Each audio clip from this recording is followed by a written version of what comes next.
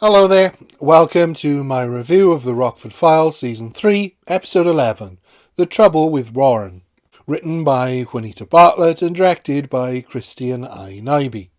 The episode begins with a man in an underground car park getting shot, before we cut to Jim at a pool hall being bothered by a man named Warren, played by a returning Ron Rifkin.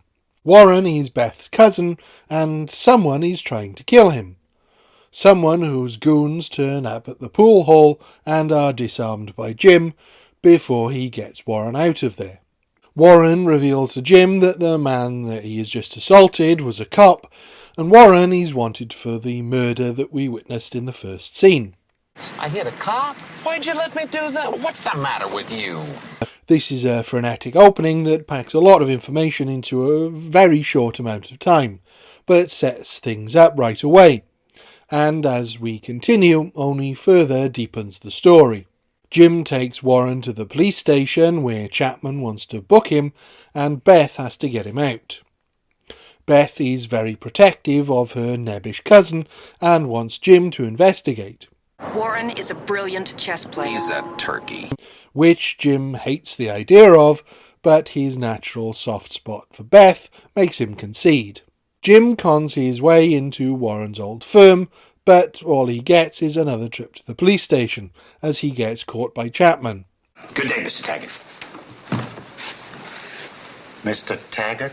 Jim is then approached by the feds, and agrees to speak to them with Beth's presence, but as he can't get a hold of her, and he's got a ticket, it seems like Warren is bad luck for Rockford.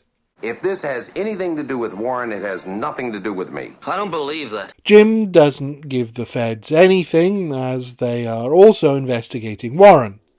And when he gets home, he's approached by a man named Gareth Hudson, who says Warren was having an affair. Left Court knows Warren was having an affair with his wife, Catherine. This has gone from a Warren problem to a Rabbit Warren of a problem, and Jim's finally fed up with the whole business until Beth calls, asking for him to stop Warren doing something silly about Left Court. When Jim arrives at Left Court's mansion, Warren is fleeing as someone has murdered Left Court and framed Warren. Unwilling to give himself up, and against Jim's advice, he makes a run for it, only to be pursued by the cops into a wedding where Jim uses his smarts and a little car theft to make their escape. Just get out of here. What are you doing? It's called Grand Theft Auto. Back at Beth's, Jim wants Warren to turn himself in, but he takes off, leaving Jim to call Dennis to find out how much trouble he's in. Which is a lot. Got the flight to avoid arrest? Grand Theft Auto? Deal with you. Come on in. Give me your version. Jim then goes to speak to Mrs. Leftcourt to try and clear his own name, only to be surprised that Warren would be her type. You're Catherine Leftcourt? There's a lot going on here, with Jim getting deeper in trouble thanks to Warren, Warren getting himself deeper into trouble, and the bodies piling up. The mix of short scenes and lots of plot make it feel like it's moving at quite a pace, so it's a relief when it slows down a little with Jim's visit to a stockbroker friend who helps Jim find out that Leftcourt's business was being investigated by the government, and amongst the people being investigated were the first murdered man, Leftcourt, and Gareth Hudson, only one of whom is still alive.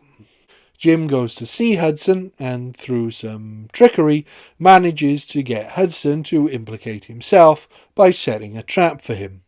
You hear from Warren? Yeah, Beth just put him in a cab. He's on his way over here. Should be here any minute.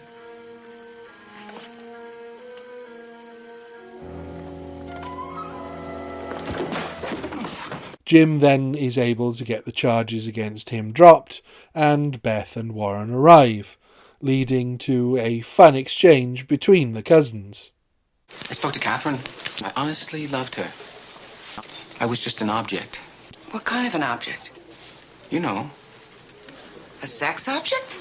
This is another fun, if slightly disposable episode that perhaps shouldn't have followed one of a similar tone, but is a good story in its own right.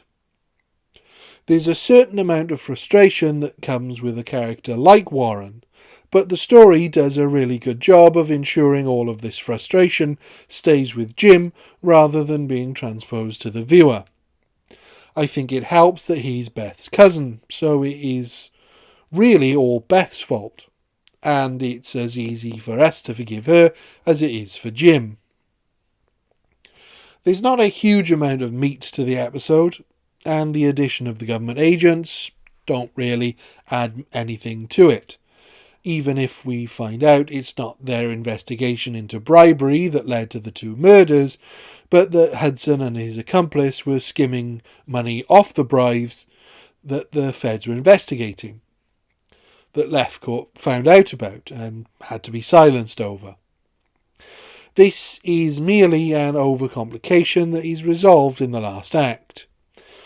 Even so, the episode itself is very entertaining, with James Garner getting to do some real stunt fighting, Beth getting to play the tough lawyer and doe-eyed damsel, and Paul Jenkins in his last villain role in this show, and so it's really difficult to fault anything about the episode. So for me, it's another 5 out of 5. Thank you. Goodbye.